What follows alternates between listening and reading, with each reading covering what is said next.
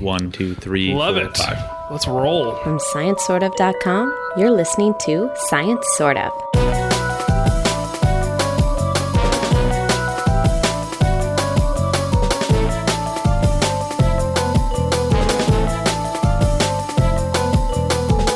Hello and welcome to Science Sort of. This is episode 309. I am your host, Ryan Haupt, and joining me to talk about things that are science, things that are sort of science, and things that wish they were science is no one, except for the guest you're about to hear shortly, because this is episode 2 of our AAAS 2019 coverage. The theme this time we are calling Embrace the Undisciplined, and I think you'll see why that's the theme once I get into my interview. This time I am speaking with Matthew LaPlante, and I will let him introduce himself in just a moment, or I think I introduce him at the beginning of the interview, but I will just go ahead and tell you that Matthew LaPlante has a website, MD LaPlante, and is on Twitter at MD LaPlante, and also has a book out called Superlative that you can go get via our Amazon affiliate link, and it's all about the biology of extremes. We don't talk a ton about it in this episode because it is a book I'm excited to actually go and read. I haven't snagged a copy yet, but I plan to soon, and I think Matthew and I had such a great time talking that I definitely intend on having Matthew back on the show to talk about that book once I've gotten a chance to read it. So with that, go ahead and check out part 1 of my interview with Matthew LaPlante. So I'm being joined by Matthew LaPlante, who's an assistant professor of journalism at Utah State University and host of, you had it on your name tag, but you're not wearing your name tag. It's not on my name tag. It's a host of Undisciplined. Undisciplined, on which Utah is Public Radio. Utah Public Radio. So Matthew, thank you for joining us. Either way, thank you for having me. No, you said Matthew yesterday, and I'm going to stick to that. I'm going to go, just got to fight against that instinct. So we started talking yesterday at the bar area as introduced by former guest of the show, Carl Zimmer, which is, it's like hilarious that someone I would consider more well-known than both of us like introduced us, and then we're like, yeah, Carl, we're done. We just want to talk to each other. Thanks for your time, Carl. And the thing that really intrigued me when we were talking is that you said you teach a class that helps scientists figure out what kind of outreach best suits them. I do. I teach, I help graduate students understand what kind of scientific outreach best suits them. But I do it through an introductory news writing class. Oh, okay. So I teach mostly undergrads, but I work in the same building and on the same floor as the Department of Plant, Soils, and Climates. Okay. And so I have these climate study students whose professor is real hot on them being better communicators. And he sends them down to my office, and we enroll these graduate students, these people pursuing their PhDs, in a 1,000 level introduction to news writing class, and that's where we start. How many other students are in the class? Like, what's the... The class is a writing intensive class, so it's like 17 students, and every semester I've got 1 or 2 of these grad students in that mix. So they're usually like in their late 20s, and then I've got a bunch of 19 and 20-year-olds, and the graduate students come in thinking they're hot stuff and walk out feeling a little bit ashamed of the fact that they can't use commas and periods and semicolons. And so how does it go usually? I mean, besides, a little bit of a humbling experience, how do their perceptions or how does their ability to write actually play out in the class? I think it improves drastically. I mean, if it didn't, I wouldn't be doing my job. A lot of these students have been focused very, very intently on science for the majority of their educational careers. And so it's not surprising that they're not expert writers. They shouldn't be expert writers. They can't be expert writers. You can't be expert at everything. Well, and science writing is usually not taught as a specific part of graduate education for scientists. It's usually just read enough papers, usually written by your advisor and their colleagues, and then mimic that style until you figure it out. Right. And the style is horrific in terms of communicating with other people. It's a very technical and specific style, and I can sort of turn my brain over to it when I need to, but I don't like using it as a communication mode unless I have to. Like, we do a thing on the show where for our supporters who give us some money on Patreon at a certain level, we give them a fake thesis title. Oh, that's great. And the thesis title is usually based on whatever topics we've discussed in the show. So if we've had a discussion about caterpillars and volcanoes, we have to figure out a way to do some caterpillar volcano based, thesis title, and using that part of the brain where you just get as technical and jargony as possible for no reason other than to get a 15-word title is a really fun but kind of depressing improv game of how science actually kind of gets thought about. My daughter every year, my daughter's super sciencey, but she's not super science fairy. She's not a big fan of the science fair, but they got to do it every year. You got to do the science fair every year. So she every year does the simplest coolest science fair project she can possibly think of, and then tries to figure out a way to make the name of the science fair project is super complicated. So one year she went around to all her neighbors' cats and gave them a bunch of different kinds of fish and watched which ones that they liked the most. Like actual pieces of fish from like fish meat? Like tuna or salmon or whatever, like sardines, whatever we could get at the grocery store. I just imagine her going and buying one of those like sushi sampler platters from the grocery store. That would have been brilliant. We should have done that. Actually, that's a good idea. Follow-up study. Right. Yeah, follow-up study. Absolutely. We could probably get funding for that. Yeah. So science fair funding. But yeah, I think the title was something like the predilections of Felis catus. It sounds like we need to bring your daughter on as a ringer for this game. She'd be ready to get out of it. So what kind of assignments are you making these grad students do that is causing the humbling of their, because I assume their writing style when they enter is they're just doing the writing style of science, and then you're asking them for journalism. Right. I'm asking for the journalism, and so I have them go and do journalism. So all of my news writing students come into the class, and they are immediately on the first week given a beat. Oh, wow. Here's what you're going to cover for the rest of the semester.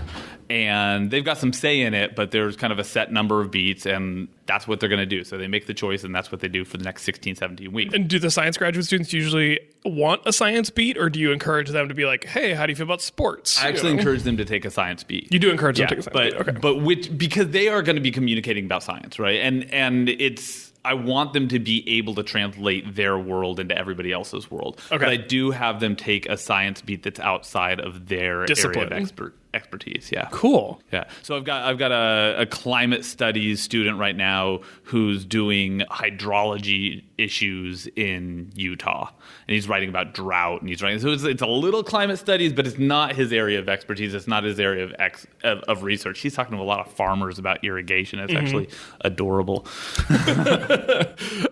And in terms of like the assignment length and turnaround time, because when I've worked with journalists, those are the two things that always surprise me the most, is that I've been surprised both on the long side and the short side of some of these pieces and how they turned out, but also the alacrity with which they are produced. Yeah. I'm amazed. So do you hold them to sort of that same standard, or what's they get a week for the first assignment.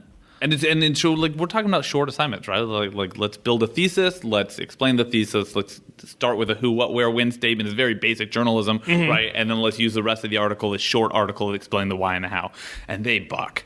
Because they are like, well, I have to give you all of the research background before I can explain this one little thing. And I fall prey to that. Yeah, and I think everybody does. And in fact, my other news writing students, the undergrads, they do too. They think that they have to explain all of this background before they can get to the point. And you don't have to. You can get to the point. I struggle with that in my own science writing. In my science writing, I often over-explain the background information, and I realize that I've been writing for an hour and I haven't actually said anything that's about what I'm working on. I've just been saying like the context for it. And the good news is some of that is going to be useful later on. You just got to move it to the bottom of the story. Exactly. But yeah, we have out of high school, I joined the military, and there's an acronym in the military. It's BLUF, BLUF. It's bottom line up front. Gotcha. It's like if you're walking in to talk to your commanding officer, when she asks you a question, you don't start by going, okay, well, ma'am, the United States Marine Corps began in, right? Like that does not happen, right? You get to the point. But a lot of times when we're being taught science writing, we're taught that kind of martini glass shape where you start super big picture and then narrow the focus and narrow, and then your actual research project is the stem,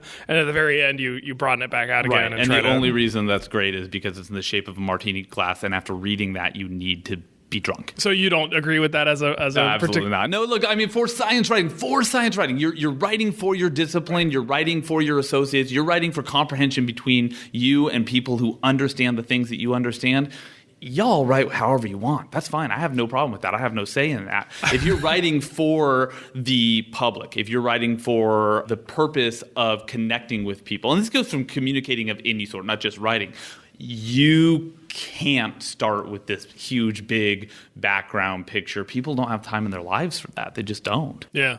And so beyond just like getting to the point and maybe writing with a little bit more clarity, what are some of the other fundamental lessons of journalistic writing that you think scientists ought to think about when writing their own scientific writing or when writing pieces for the public. Sure. Well, or working with a journalist to help write a piece for the public. Yeah. So if I can broaden that out a little bit and talk about communication instead of just writing. Sure. One of the things that I think that is happening a lot now, and it's not a bad thing, but it's being executed poorly, is that we're encouraging scientists to all be science communicators. I've noticed this trend as well. This is a good thing, right? We need to have connections between scientists and the public. The problem is that we're not explaining to people what science communication actually is. And so what ends up happening is what that means to these people, or what means to their advisors, to their thesis advisors, and when they're young professors, to their tenure committees, is, are you blogging a lot?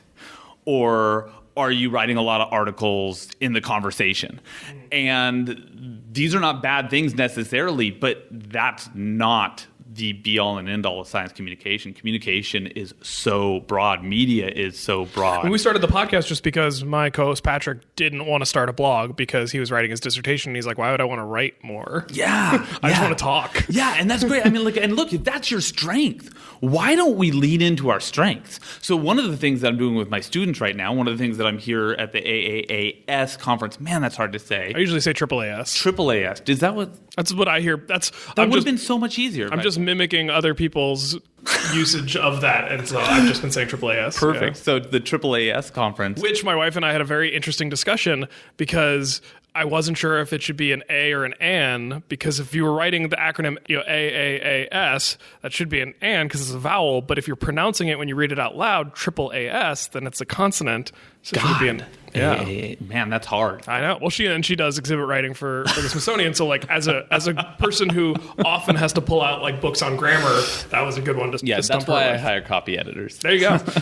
So one of the things I'm talking about here and have been talking to people about, and one of the things that I'm working on with my students right now is helping them early on identify what kind of science communicator they actually want to be and what kind of science communicator they have the power to be. So you're the Hogwarts sorting house hat. Yeah, I sit on their heads and then, God, I'm glad I'm tenured.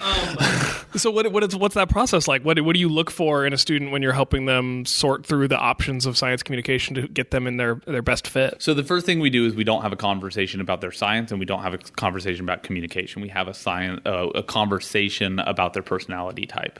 Who are you in terms of the way that you want yourself presented to the world?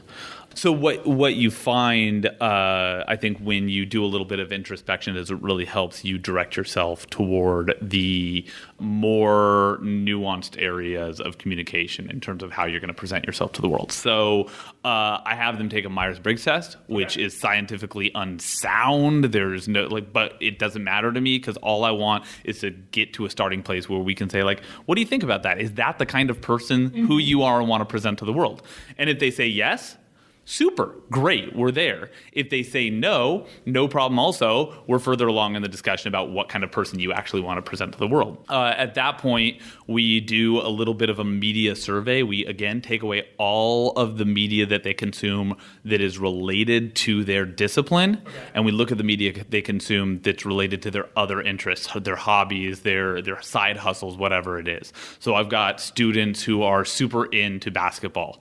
And so we talk about, okay, you read basketball blogs? Do you watch basketball on YouTube? Do you watch NBA TV? Do you listen to basketball podcasts? That sort of thing. Okay.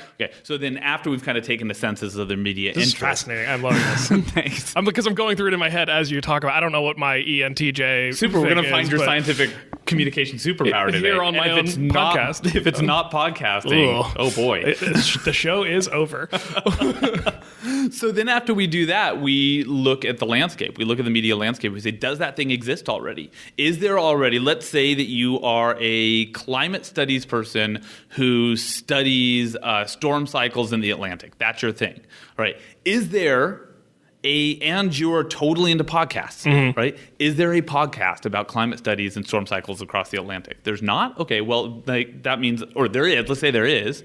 Now it's time to collaborate, right? Like reach out to people. And we were having this conversation earlier about having extra help is really nice. And most people don't realize that. They're like, well, those people are already doing those things. I don't want to step on there or whatever. And there's no podcasting schedule, so it's not like I can't tell people to go listen to a different podcast and I'm taking time away from my own show. Right, exactly. As long as they've got the hours in the day and are willing to go try something new, I have a very rising tide lifts all boats philosophy towards collaborating with other science communicators. I think most of us do. It's not a competition. Yeah, it's absolutely because there's no money in it. So it's, what do we all the better, yeah. right? Yeah. So we're either looking for collaboration, or you're looking, if that thing doesn't exist, right, and you can't collaborate, then we're looking for recreation, right? What is something that is similar to what you want to do in a different field that is working? Let's try to copy that.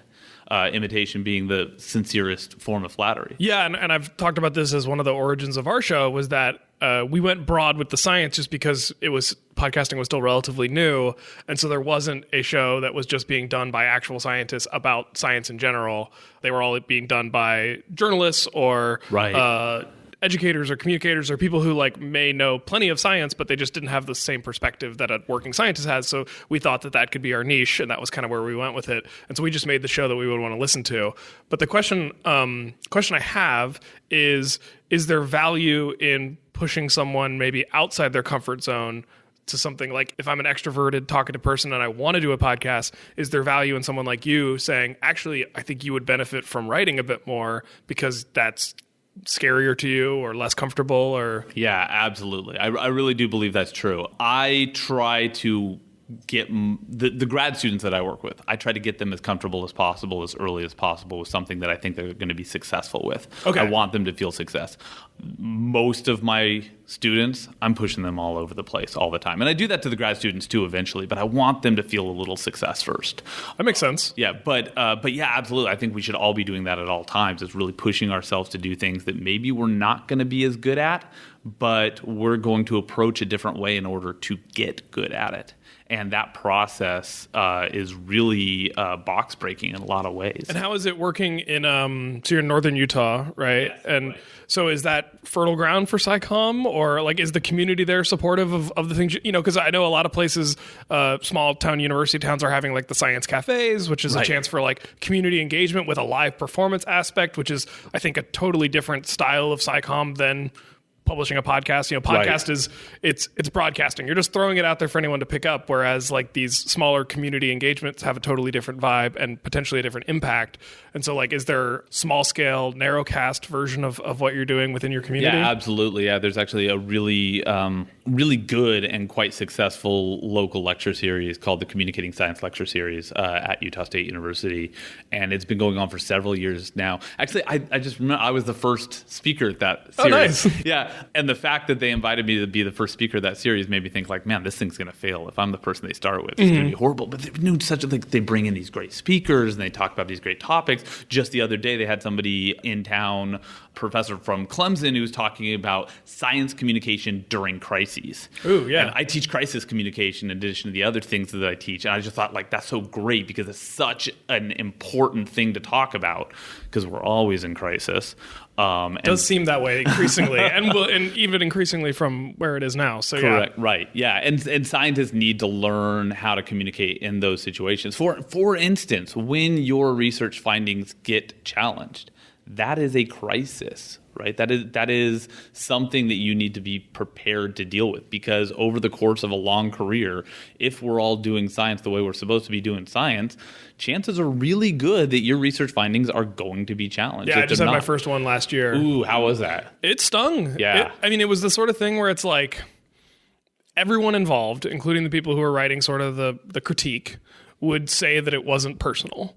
And, you do your best in the writing style to avoid personal attacks. It's mandated editorially.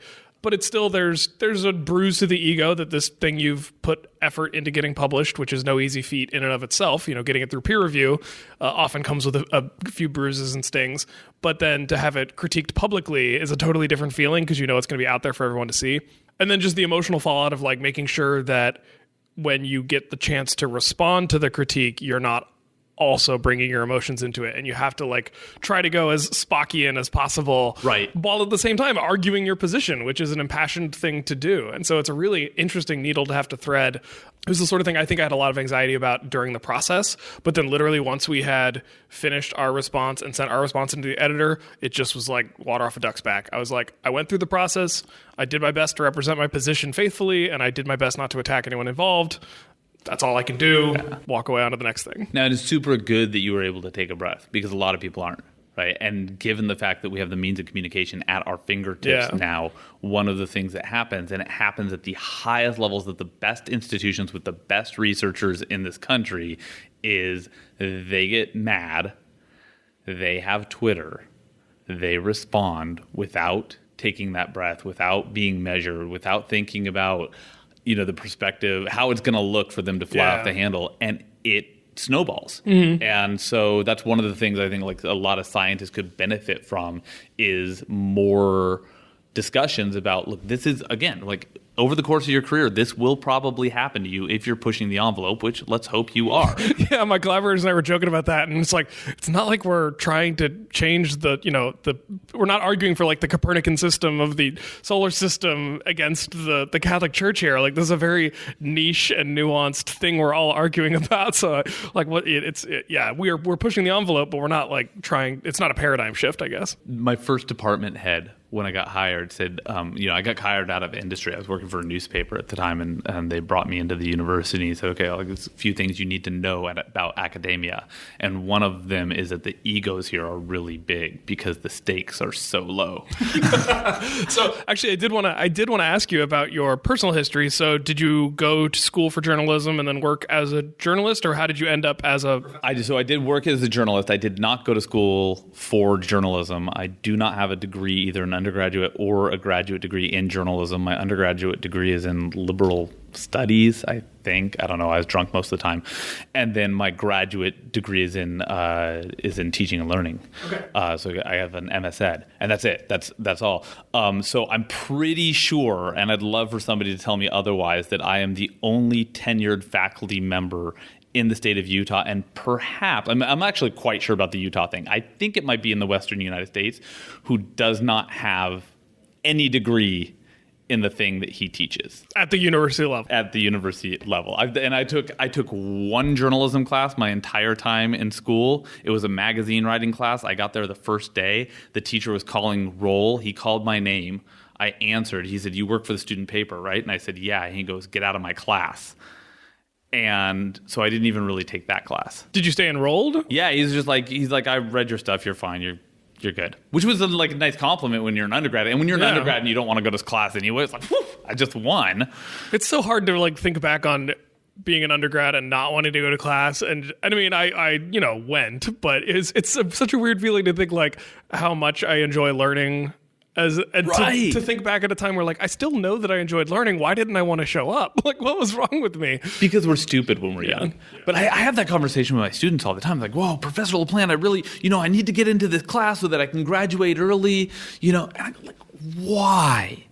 Look, if you're sitting across from me and I know that your history is that you're paying for school yourself and that you really need to work to support your little kid and okay, I'm going to move heaven and earth to move you through your undergrad experience as soon as possible, right? Because you have a financial need to. Right. I got kids who are just I just want to get on with my life. And look, I know for a fact your dad's paying your tuition, right?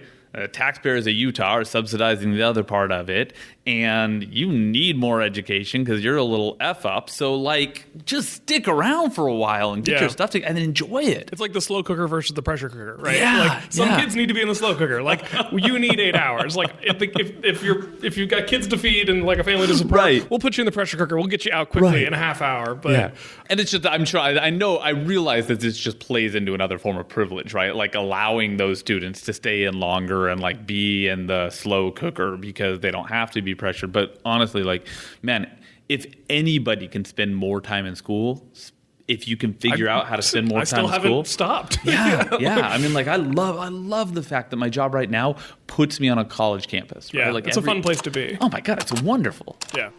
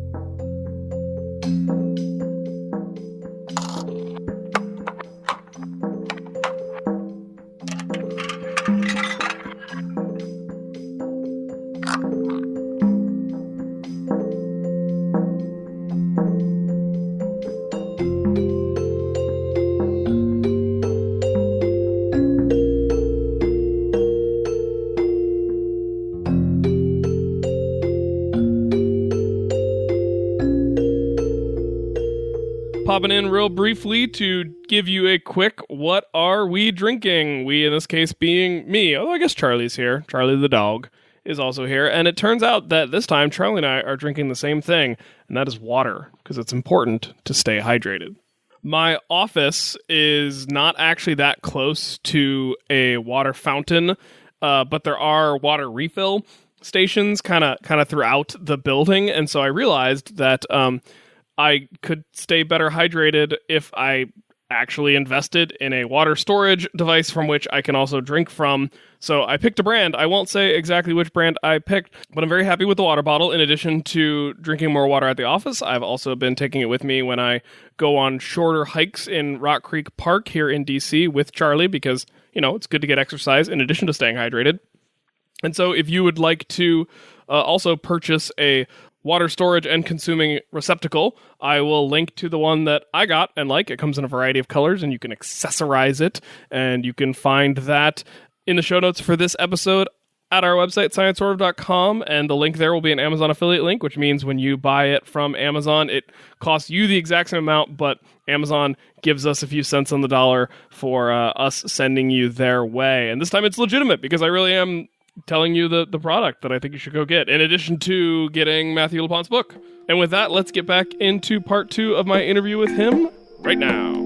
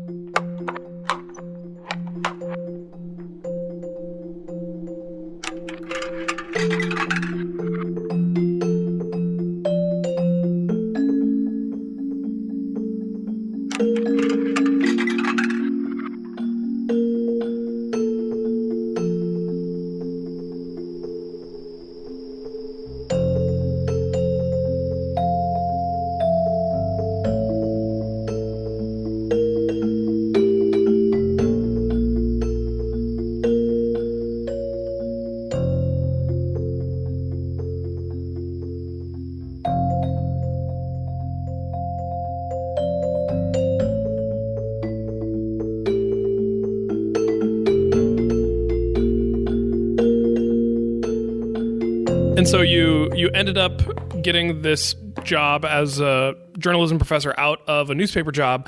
So where did the love of science and science communication come into it? I was really bad at science when I was a kid. I loved science. Where'd you grow up? I grew up in the Bay Area in California. Okay, a place notorious for not having any contribution to the scientific corpus. Right. No, it's not like Cal Academy and Berkeley and Stanford are all right there at your fingertips. Well, then I dreamed about going to Stanford. My father was a sports reporter. He's a newspaper journalist, a sports newspaper journalist. He used to cover Stanford football and baseball, and I would go with him to Stanford games. I'm like, I want to go to Stanford. This is going to be great. Well, I wasn't that smart of a kid. I wasn't that hardworking of a kid, and I was also really bad at the thing that I loved the most. I loved biology. Loved biology. They're going to say sports. I was bad at that too, much to my father's chagrin. Like, my father has many disappointments. I think that's the biggest one, is that his kid wasn't like a star athlete. We're not going to get into fatherhood disappointments on this show, because that's not a rabbit hole we want to go down. But so I was bad at science. Never thought twice about the fact that I was bad at science. Grew up, went into newspaper work. I covered police and crime, and I covered medical issues, and then I ended up covering the war in Iraq. And that's how I wound up. I got on the radar of this university that wanted to bring me on because they wanted people who had actual experience in the field teaching journalists how to be journalists. But then just through this weird confluence of events, I just started like picking up these science stories. And then I picked up this science co-writing gig for a book. And then I realized like I still love this. And the fact that I was bad at it made me good at it because I was having to sit across from scientists, sit across from really smart people and tell them, I'm sorry, you got to tell me that again. I'm sorry, you got to explain that to me again. And once I got it, once I could explain it, I knew everybody could get it. Because if I could get it, and again, like my brain's not actually wired for this stuff. It's really not. But you like it. You're fascinated by it. But I'm fascinated by it. And so that combination of things, not being wired for it, but also really loving it, I think has made me a really good person for helping communicate it because I can get it down to the level that anybody can understand. And do the scientists that you're working with, do you think they appreciate that? Or have you ever noticed them getting frustrated by having to explain things? They hate it. They hate it. They okay. hate it. They hate it. And, I tell them ahead of time, like, this is part of the process. Like, you want to do this, you want to do this well. Part of the process is I'm going to have you explain this to me until I get it.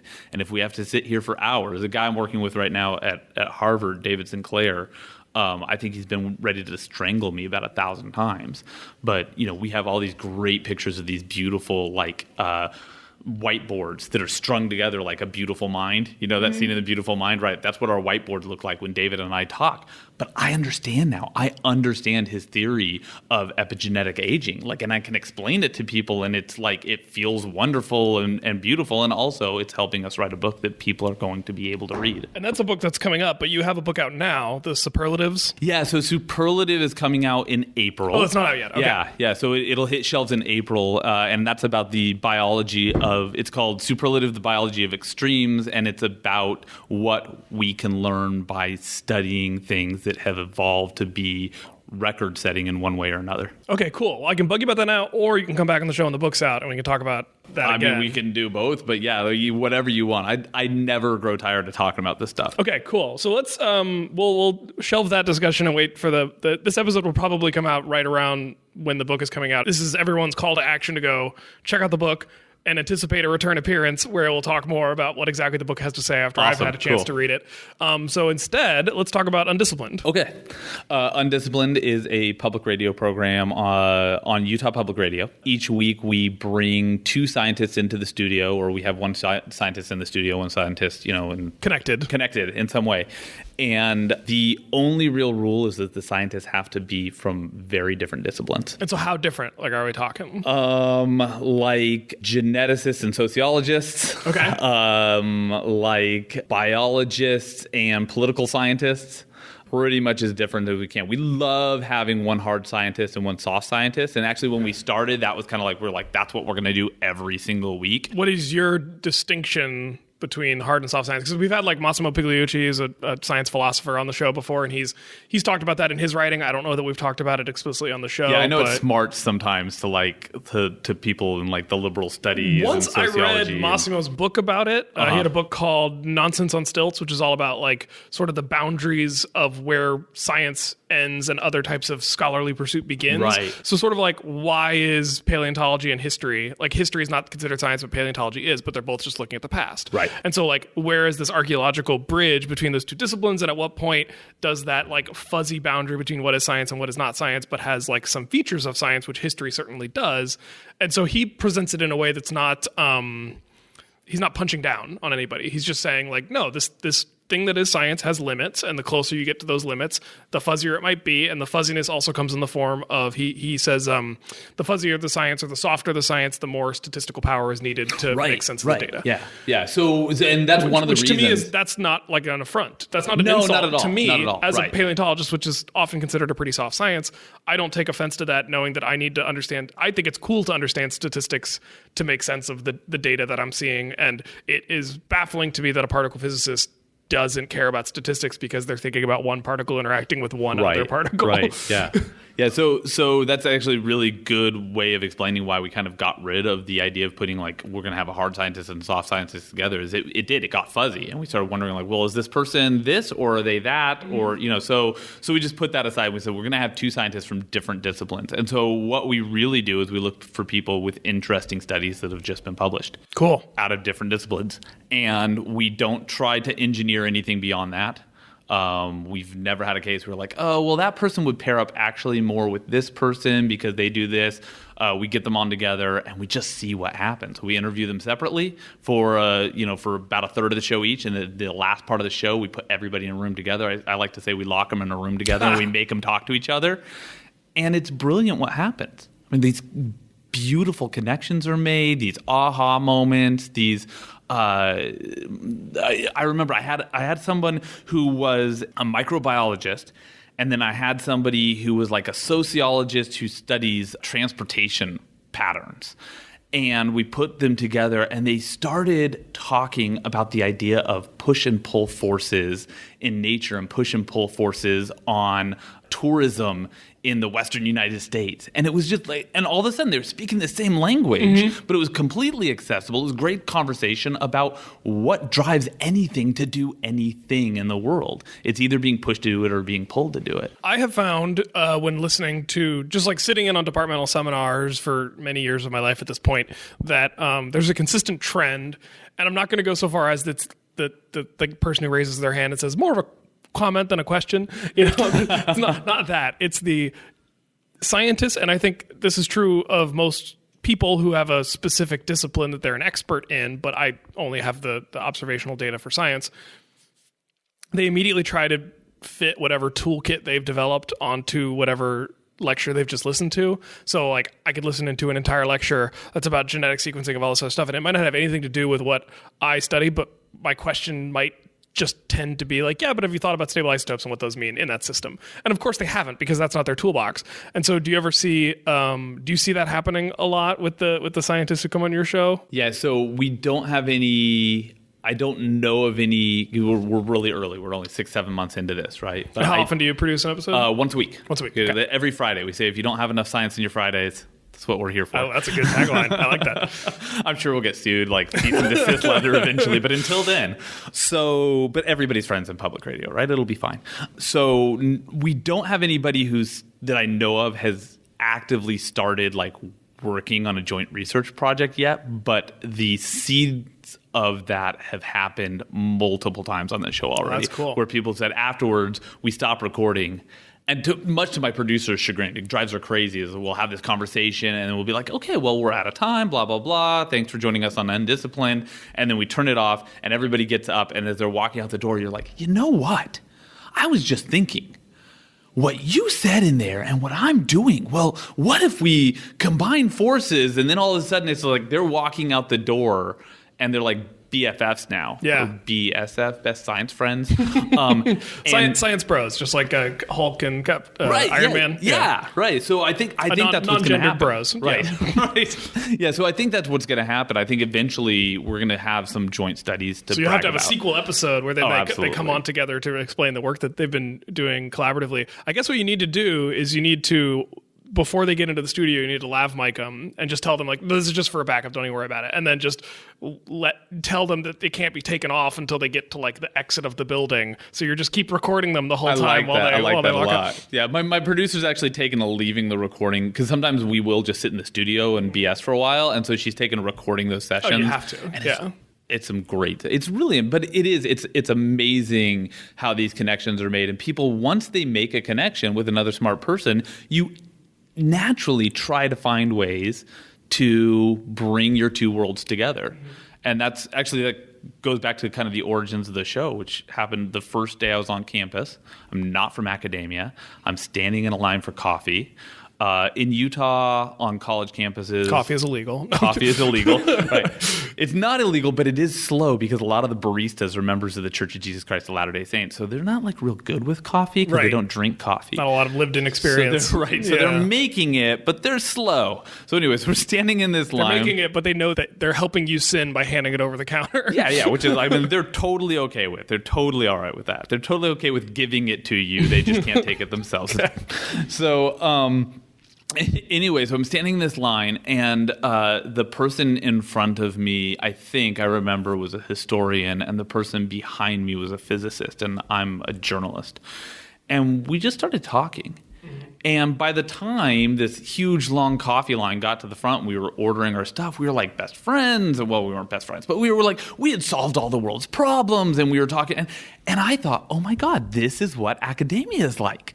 I didn't know. I had no idea. This is great. Like, it's one of the benefits of universities. Like, that's why you want so many people who are highly educated, and I didn't say smart, I just said highly educated, all in the same place. Like, that's the benefit to that. You would think that, and that's what I thought too. But then I went the rest of my. I've been at the university now for 7 years, and those sorts of situations, that thing that happened to me serendipitously on the first day that I was on campus, happened so rarely after that because everybody's actually in their silos all the time. They're talking to each other and they're talking to people in their own disciplines.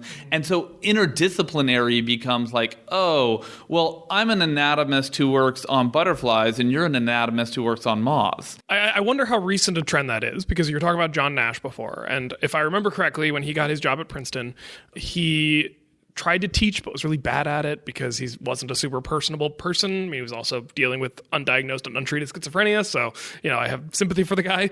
But I think the one requirement that he had as a faculty member after they kind of took away his teaching load and just were letting him research was he still had to come to like the coffee hour. Right. So he had they insisted that like the one thing you have to do is come talk to your peers for a little bit. Yeah. Just so we have that exchange of ideas happening. And so I think the most interesting interdepartmental or interdisciplinary collaborations I've seen on college campuses have been as a result of the two-body problem where a spousal team both need jobs and they get jobs at the university, and then like the spouse in one department will end up working not with their own spouse, but with somebody that's a friend of their spouse in the other department. Because they got together for wine. Yeah, exactly. Yeah. And I see that a lot. We have to inspire those things, like so either organically it's almost as if colleges and universities should be better about making sure that couples can both get jobs. It's almost as if that's the case. And as we all know, that's not a problem at all anywhere. So I'm very glad you told me about the origin of the show, because I should have asked about that, and that's a great story. You said you kind of just throw them in the room and lock the door. What level of prep do you give them, or how do you try to guide the conversation in the room while it's happening? They get an introduction to each other a few days before the show, an email, and one link to one study, which I don't tell them to read or not to read. I just tell them, like, here's your other guest. And then we show up and we do a really brief introduction. This is this person, this is that person. And then we hop into the recording of the show. And I've read a lot of their work, so I'm working them through usually their most recent study and like helping them put it in the context of the other stuff that they do. And that lasts about 8 or 10 minutes. And then I tell the other person, while I'm talking to your other researcher, just sit there and take some notes and think about questions that you wish I had asked and see if you can already start making connections between what they do and what you do. Then we do the other person, same thing. And then on the air, we do the little mock introduction. Hey, I'm going to introduce you to this person. I'm going to introduce you to this person. And they say, hey, pleased to meet you. So glad. And sometimes I'm able to get a question in or an observation in before they just start going off. Gotcha. But I tell them, look, if in that last 10 minutes of the show, I don't have to talk at all, that's probably a good thing. Yeah. It's probably a really good thing. So I'm going to introduce you guys to each other. And then it's like meeting somebody for the first time at a dinner party. But you already have a little bit of information about one another, so start making those connections. And they do. And that's the amount of prep you really need to like get these people to start talking at a pretty personal, but both a personal and a professional level. Mm-hmm. That was something you mentioned when we were chatting yesterday a little bit, was you have frustrations about scientists talking down or oversimplifying or dumbing down their work when they are trying to be science communicators. And you said that there was something about when a scientist is talking to, and I'm paraphrasing, so feel free to correct me or rephrase it if I don't say exactly what you meant. When a scientist is talking to another person that they can already trust is educated, they don't do that as badly. Yeah. And that was sort of something you really liked about the show and the way that these conversations develop. I do. I really like that part of it a lot.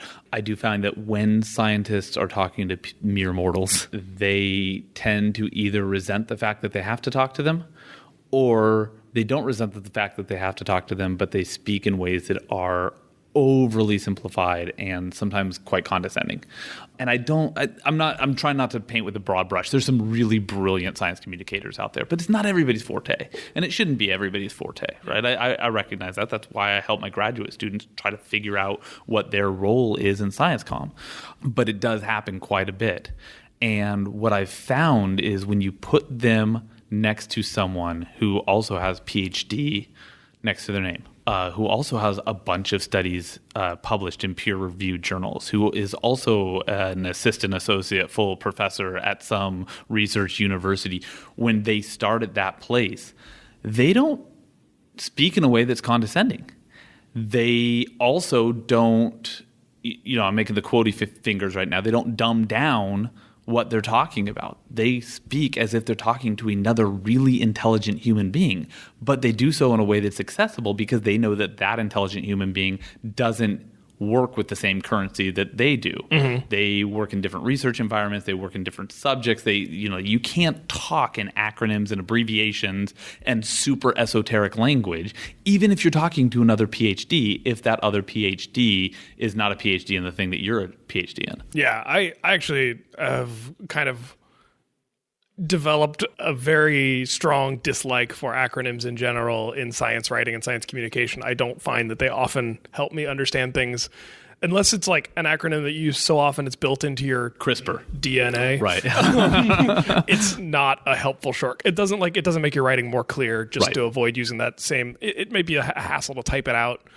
Type out the full words every time, but you do so at the risk of losing your reader if you didn't. Yeah. So the corollary to that is using intentionally verbose and complicated language doesn't actually make you sound any smarter. Right. And at least in my book, it makes you sound a little dumber because you're afraid for people to understand your ideas because maybe they'll challenge your ideas if they do. It's like the reverse of that idea that you would only use profanity if you ran out of a better word to use. Right. Where it's like you would only speak that way if you couldn't figure out how to make it. Yeah. My favorite is, we wanted to elucidate. No. You wanted to make it clear. Correct. You wanted to clarify. Yeah. Like, you don't need to say let's just go there. Yeah. Just go to the drunken white man. Just right. beat it into everyone's the head. lowest common denominator that still gets the message across. Right? I tell my students this all the time. They hate the word said because they've been in my undergraduates, right? My writing students. I tell them, just use the damn word said. And they're like, oh, well, our teachers told us there's always a better word for said. There's some other verb that means something else. I'm like, look, did words come out of somebody's mouth? Yeah. Let's go with the word that means words came out of somebody's mouth. Because what actually matters isn't that verb, it's everything around it. Right? Go with the lowest common denominator that does the job. If it doesn't do the job, if there's a word that does the job better, for whatever reason, for God's sakes, use it. A person really did decry it. Like then darn it, they decried it. Yeah. So as we kind of wrap up here, besides, you've got 2 books. One book is finished and waiting to be published, another book in progress, and then you're working on the radio show. So what's coming up next, or what's coming down the pike, or where can people follow along and find out more about what you're doing? What's coming down the pike is another book after the book with David Sinclair. That book's called Lifespan. And then after that, I'm working with a cardiologist named John Day to write a book about how to live with atrial fibrillation. And what is atrial fibrillation? Atrial fibrillation is the most commonly diagnosed heart disease that nobody has ever heard of. Is it just like a heart murmur? It is. Yeah, so it's basically your heart, like the electrical signals in your heart have just decided that they're a little wacky. Okay. It's painful and it's scary and it shortens people's lives, and it doesn't have to be that way. So is this like when people are taking like the nitroglycerin pills, or honestly, I'm just getting into it, so okay. I'll have to answer that question in about like 6 months here. Fair enough. But yeah, so that's down the pike. Continuing with Undisciplined, I got a book tour coming up in April for Superlative, and then right after that, the aging book, Lifespan, will publish. So that's the immediate future, and people can follow along with my work at mdlaplante.com. Awesome. And if people want, and I think you need, at a certain point, you need to put together like a BuzzFeed quiz for grad students who aren't at your university to like to take the Myers-Briggs test. What did you get on the Myers-Briggs? Yeah, so I'm glad you asked about that, actually. That's so related to my visit here at AAAS. What I'm really hoping to do is to find some other professors who will do the same thing that I'm doing, and so that we can start to build some actual data. Other journalism professors? Journalism professors, right? Like by science advisors, right? The process isn't that the process I just described isn't that complicated, right? So like I think anybody can do it. You don't need to be an expert in communication. I'm not an expert in communication to bring students through this, but I'd like to watch their long-term trajectories of people who've gone through this process to see what that does to their careers as science communicators. Cool. Well, if people do go to your website, mdlaplante.com, they can get in touch with you, I assume. Absolutely, and I'm on Twitter, also MDLaplante. Because we have plenty of professors and other educators who out there who listen to the show. So maybe if they're interested in this, they can get in touch, and you guys can figure something out. And they should pitch me as guests for Undisciplined. Absolutely. All right. Well, thank you again, Matthew, for joining us, and looking forward to our next conversation. Let's get out of here before we get yelled at again.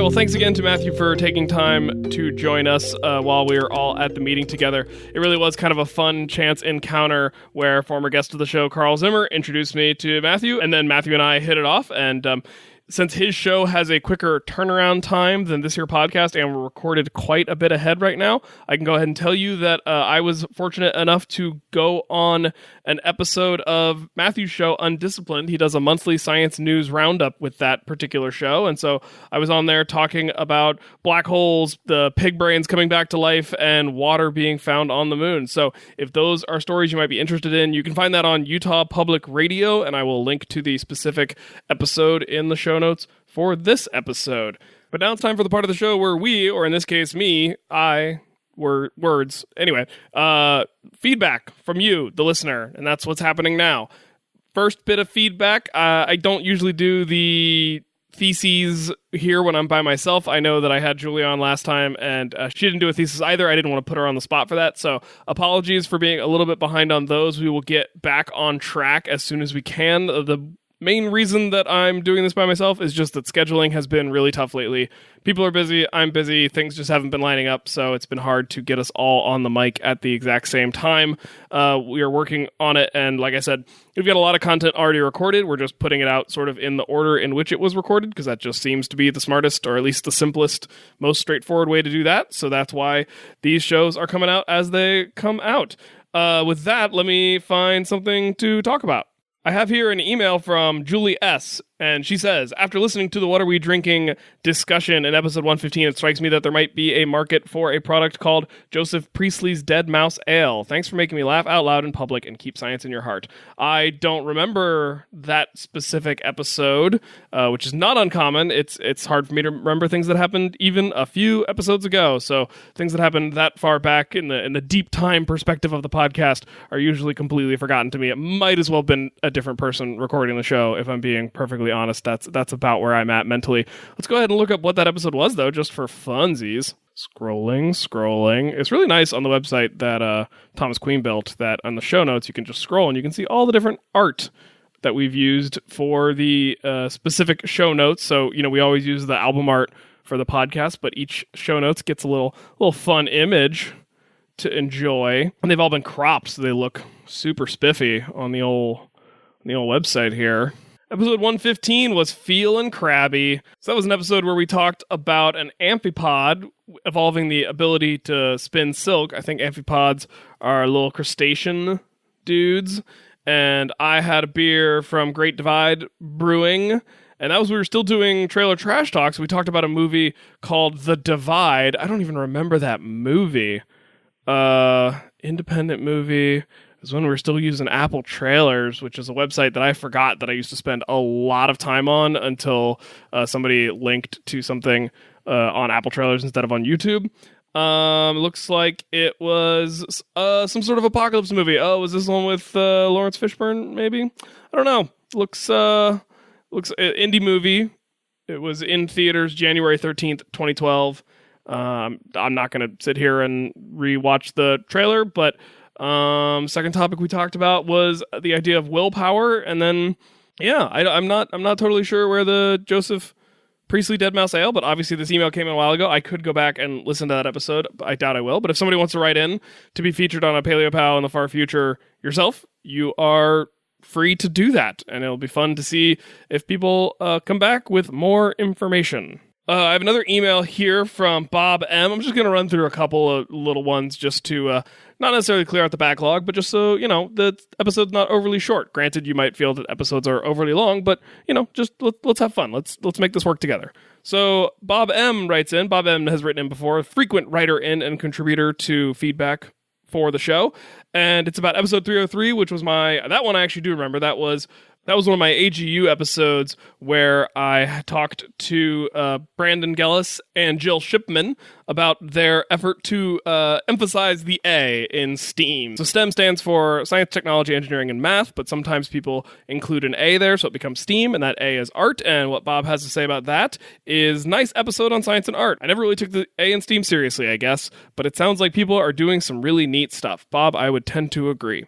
Good to hear from Kelly again, too. Also, my relatives on Montana use the phrase, feeling his oats all the time, and they know horses, so they told me the origin. So that was in reference to me wondering about the etymology of the phrase, feeling one's oats, having something to do with horses. I still think there's a little confusion there. I'm not totally satisfied with that explanation, but we will someday figure that out, maybe. Who knows? I agree. It is always good to hear from Kelly. I've actually been seeing Kelly in person more often than I've been recording with Kelly lately, and that's been a lot of fun, but hopefully we will get Kelly back on the mic. But I will take this opportunity to tell folks that the Weekly Weinersmith has returned for a temporary stint to help promote the paperback version of Soonish coming to stores very, very soon. And that's not even an ish. It's just coming there soon. So if you've been missing out hearing from Kelly frequently on this show or miss the Weekly Weinersmith in general, I will tell folks to go check that out because they're back and it's great and it's awesome. I love having them in my podcast feed. Again, it's so much fun to refresh my podcast manually because I refresh them manually. I don't let them auto-refresh. I don't know. I'm a weirdo like that.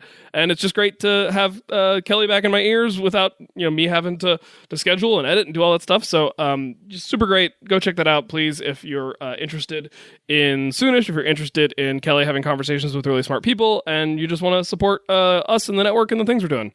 All right, we're going to end things with a voicemail from Holly, and I'm going to play that right now. Hi, my name's Holly, and I'm from Newalla, Oklahoma, where, like, men are men, sheep are scared, and goats are really nervous. So we're really out in the country. And I'm kind of late to the game, but I wanted to let you guys know, and I don't even know if this phone number's still working. I'm on episode 146, and I've been listening for a little over a year now. I probably average an episode either once or twice a day. I'm a traveling psych nurse, love what I do, and I love you guys. And so what I'm doing is I listen to an old episode coming forward, and then I listen to your latest episode counting backwards. So I'm always trying to listen to what you're doing now and catching up with you guys from the past. So I consider myself a pseudo time traveler, which since some of my clients believe in time traveling, I get along really well with them. Anyways, you know what? Keep up the good work. I'm more interested in science now than I ever have been. I've always considered myself somewhat of a Renaissance woman, which means I can do a lot of things, but I'm not good really at any of them, except for CPR. I'm pretty good with CPR. But you know what? I dig it. I love Ryan's knowledge, that incomparable knowledge of alcoholic beverages. I've actually gone out and bought some of the stuff that you guys have talked about, and I've shared it with my neighbors, again, out in the backcountry of Oklahoma. And you know what? Keep up the good work. I hope this number still gets through to you guys. I may even try to write an email. So there's not a lot of activity on the Brachiolope media from what I can see, but you know what? You're still making these podcasts, so keep going. Keep doing it. I love it. I got my kids listening to you. Thanks. Be safe out there. Thank you so much for calling in, Holly. It sounds like the work you do is super important, and I'm really glad that we get to keep you company on your car rides around the state to empower people to take care of themselves. That's just super important, and hopefully you're out there really helping the people. The only other thing I think I have to respond to here is Holly wasn't sure if the voicemail line is still active, and so this is me telling you, yes, it is. It is seldom used, but that doesn't mean we don't appreciate it when it is used. So that number is 312-PaleoPOWs. That's 312-725-3672. We don't promote it as often as we should, but yeah, if you want to use an old-fashioned phone and give us a call, you are free to do so. Landlines actually give a better signal than a cell phone. So if you are a person who still has a landline, you can give that a shot. And maybe call and leave the same voicemail with a landline and a cell phone, and then I can play them one after the other, and we could do a little experiment and see how they both sound. Our mailing address, though, if people have checked, you'll notice that I've removed the mailing address from the website, and that's because now that Patrick is off in the UK, it is less convenient for us to have a single mailing address. So we are currently without a mailing address. If you desperately have something you want to send to one of us, get in touch with us on the contact page. Let us know what the deal is, and I'm sure we can figure something out.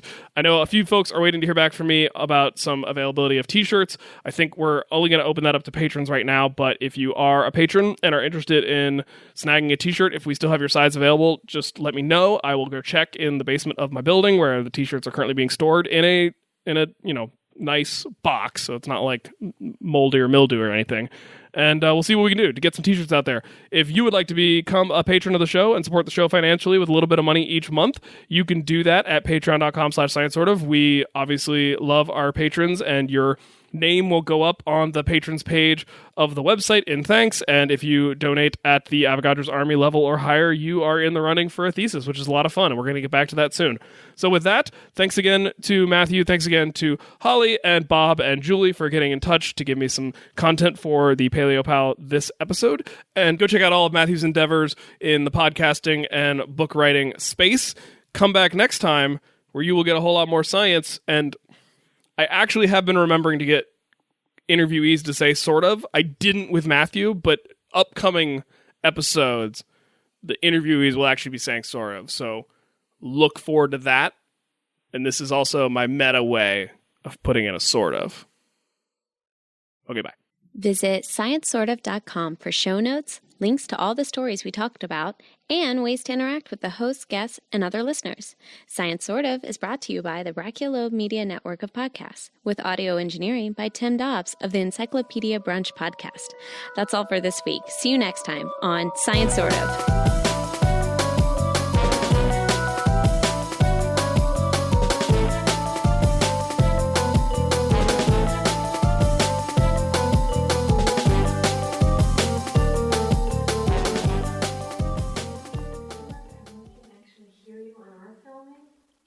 we'll try to keep it down. Sure. So we get excited. It's okay. And we get loud.